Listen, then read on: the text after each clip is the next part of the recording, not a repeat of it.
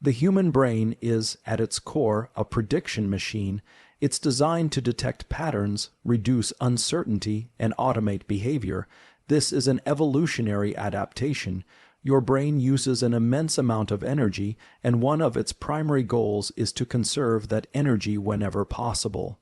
To do this, it relies heavily on something we often overlook: habits.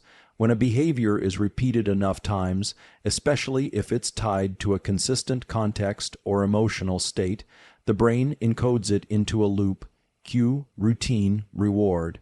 This loop becomes more efficient each time it runs, eventually turning conscious effort into automatic action. This mechanism is powered by the principles of neuroplasticity, the brain's ability to change itself in response to experience. Every time you repeat an action, you're reinforcing a set of neural circuits. Think of these circuits like paths in a forest. The more often you walk the same trail, the clearer and more accessible that trail becomes. At a cellular level, neurons that fire together wire together. Over time, with enough repetition, a behavior becomes encoded as a kind of default response. This is how you brush your teeth every morning without thinking about it. It's how you reach for your phone without realizing it. It's also how you can build, and just as importantly, replace, habits with intention. What's powerful here is that the brain doesn't differentiate between good and bad habits. It just looks for efficiency. It encodes the behavior that gets repeated most often, regardless of the outcome. That's why it's so important to be aware of what you're doing consistently, even when it seems insignificant. Those seemingly small actions are training your brain. If every night before bed you scroll your phone for an hour, you're reinforcing a loop tied to dopamine, light exposure, and delay of sleep. If, on the other hand, you read a few pages of a book and lower the lights, you're training your nervous system to wind down and prepare for quality rest. Intentionality is key. You can use the brain's natural wiring to your advantage, but it requires a strategic approach. One of the most effective ways to install a habit is to pair it with an existing one, a concept known as habit stacking. For example, if you already drink a glass of water in the morning, you can pair that with stepping outside to get natural light. That combination becomes a neural link, strengthening both behaviors in the process. Consistency matters far more than intensity. Neuroscience shows that short, daily repetitions are more effective for long-term change than sporadic, high-effort bursts. This is due in part to how synapses strengthen over time. When an activity is repeated regularly, the neurons involved develop more receptor sites, increase signal strength, and become more efficient. This process, called long-term potentiation, is foundational to both learning and habit formation. In contrast, inconsistent behaviors don't build the same robust circuitry. There's also a strong interplay between habits and your emotional state. The brain is more likely to encode behaviors that are associated with a strong emotional signal. That's why it's easier to remember where you were during a highly stressful or joyful moment. You can use this to your advantage. If you attach a small reward, like a feeling of accomplishment or a few moments of deep breathing, to the completion of a habit, your brain is more likely to encode it as something worth repeating. The dopamine system, in particular, plays a crucial role here. Dopamine isn't just about pleasure, it's about motivation and reinforcement. When you feel good after doing something healthy, your brain takes note and says, "Do that again." But here's something critical: the early days of building a habit are the most fragile. This is when your brain is deciding whether a behavior is worth automating. That's why structure, cues, and simplicity are so important. Remove as many friction points as possible. Make the habit easy to start and hard to skip. Place your running shoes by the door. Put your journal on your pillow. Set an alarm that reminds you to do your 2-minute breathwork session. You're designing your environment to train your brain, and over time, something remarkable happens. What once required effort becomes second nature. That's not a motivational quote. That's biology. You've sculpted your own neural architecture. You've turned intention into automation. So when we say your brain is a habit machine, It's not a metaphor, it's a biological reality. And once you understand that, you gain leverage. You can choose what patterns you repeat. You can literally build the person you want to become, one small action at a time. When we think about creating change in our lives, there's a strong tendency to focus on large, sweeping transformations, completely revamping our routines, overhauling our diets, diving headfirst into new workout programs. The problem with this approach is that the human nervous system isn't well adapted to sudden, massive changes. It prefers incremental, predictable patterns. That's why small habits, done consistently, are far more effective in creating lasting change. They act as leverage points, low effort, high return. Over time, they create cascades of neurobiological adaptations that amplify far beyond the scope of the behavior itself. Let's look at why this happens. Every small habit you perform sends a signal to your brain and body. That signal triggers a specific set of physiological processes: hormone release, neural activation, changes in gene expression, and even shifts in metabolism. These processes are not isolated, they interact, they compound. That's the real power of small habits. They don't just change one thing, they initiate a ripple effect across multiple systems. Take, for example, the act of getting sunlight within 30 minutes of waking. On the surface, this may seem trivial, just stepping outside for a few minutes, but from a neuroscience perspective, this one behavior sets off a chain of events that affects your entire day. Light entering the eyes activates melanops containing retinal ganglion cells, which in turn signal to a brain region called the suprachiasmatic nucleus, your master circadian clock.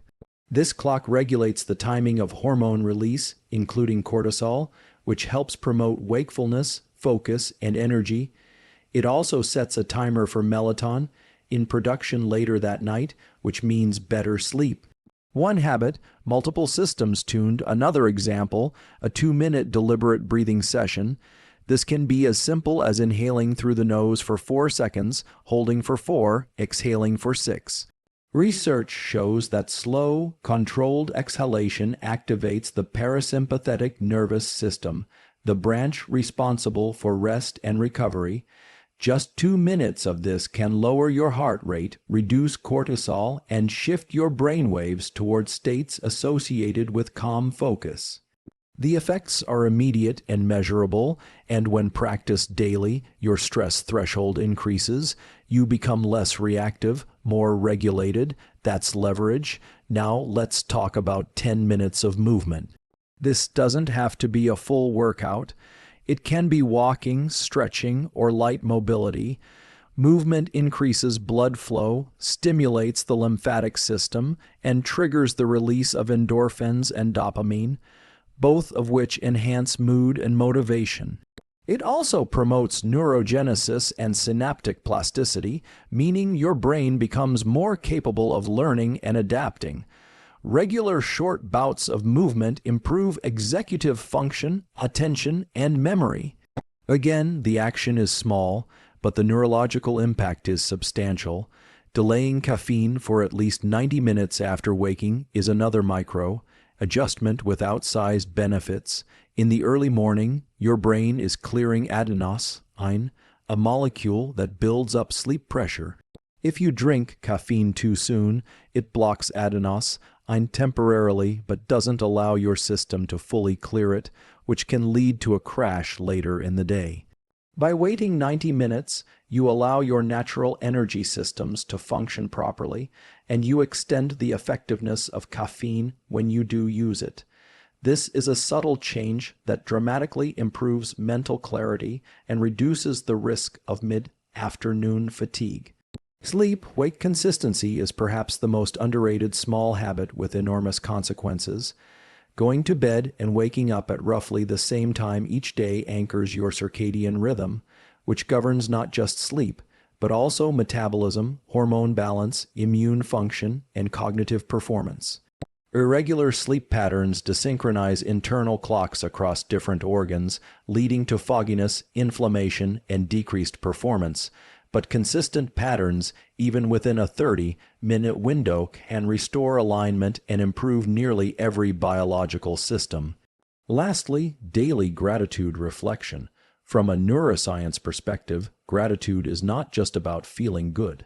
It activates brain circuits involved in social bonding and emotional regulation. When practiced regularly, gratitude increases serotonin in levels and down-regulates activity in the amygdala, a region associated with fear and anxiety. It doesn't need to be elaborate. Even writing down one thing you're thankful for or taking 60 seconds to genuinely feel appreciation can rewire your emotional baseline. Over time, you develop a more resilient, optimistic mindset. The common thread here is not intensity. It's consistency. These 6 habits are low friction. They don't require massive effort, financial investment, or radical life changes. But what they do offer is a set of reliable, science-based inputs that optimize how your body and brain function. And because they're small, they're sustainable. Think of them as switches, simple tools that activate complex systems. Over 21 days, you're not just building routines, you're calibrating your biology. You're creating a foundation for long-term performance, clarity, and resilience, one small habit at a time. There's a popular belief that it takes 21 days to form a new habit. While this idea has some value in terms of creating structure and motivation, the actual science behind habit formation is more nuanced. From a neuroscience standpoint, 21 days is not the finish line, it's the warm-up. It's the period in which the brain begins to lay the foundation for a new behavior, but the real rewiring, what we call long-term behavioral change, takes longer and depends on several key factors: repetition, focus, and emotional salience. Let's start with repetition. Repeated engagement in a behavior strengthens the neural circuits responsible for that action. This process is known as long-term potentiation. Each time you perform a behavior, electrical signals travel across synapses, and with enough repetition, those synapses become more efficient. Think of it like upgrading a dirt trail into a paved road. Over 21 days of consistent practice, the brain begins to prioritize those pathways. However, that initial phase is delicate. If the behavior isn't continued beyond that, the circuits remain shallow, like a path that can quickly be overgrown if left unused. The second component is focus. For a behavior to become hardwired into your nervous system, it must be paired with a certain level of conscious attention, at least in the early stages. When you direct your focus toward an action, you engage the prefrontal cortex, which plays a critical role in executive function and habit regulation. This conscious engagement helps tag the behavior as meaningful, increasing the likelihood that it becomes encoded into long-term memory. Mindless repetition without presence often leads to weak learning, but when you combine attention with repetition, you accelerate the brain's adaptation process. Emotional salience is the third and often overlooked factor. The brain pays attention to what feels important. When an experience is paired with a strong emotional response, positive or negative, it becomes more memorable and more deeply encoded. This is a feature of our survival system. Emotions signal value. That's why attaching even a small reward to a behavior, like a feeling of satisfaction, pride, or calm, helps reinforce the habit. Over 21 days, if you can consistently generate a positive emotional response to a habit, like the calm you feel after breath work or the clarity after a morning walk, your brain begins to associate that habit with well-being. That emotional link acts like glue, helping the new behavior stick.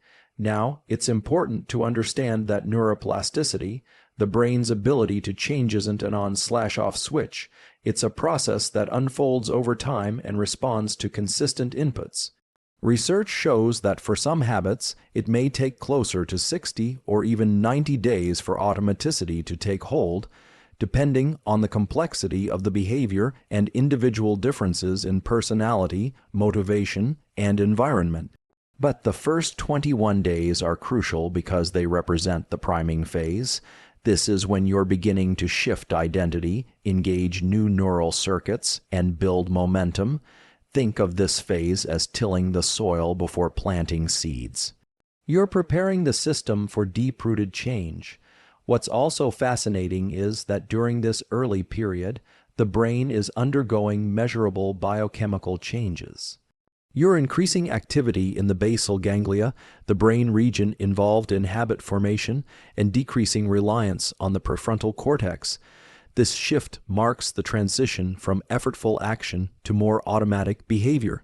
You may also experience what's called limbic friction, the internal resistance that occurs when a new habit competes with an old one. This friction can feel like discomfort or emotional pushback, but it's not a sign of failure. It's a signal that the brain is trying to adapt. It means the change is real. One strategy that supports rewiring during this phase is identity reinforcement. When you tie the habit to who you are becoming, not just what you're doing, you engage deeper motivational systems. Saying, "I'm someone who prioritizes health," rather than "I'm trying to eat better," creates alignment between your behavior and your self-image.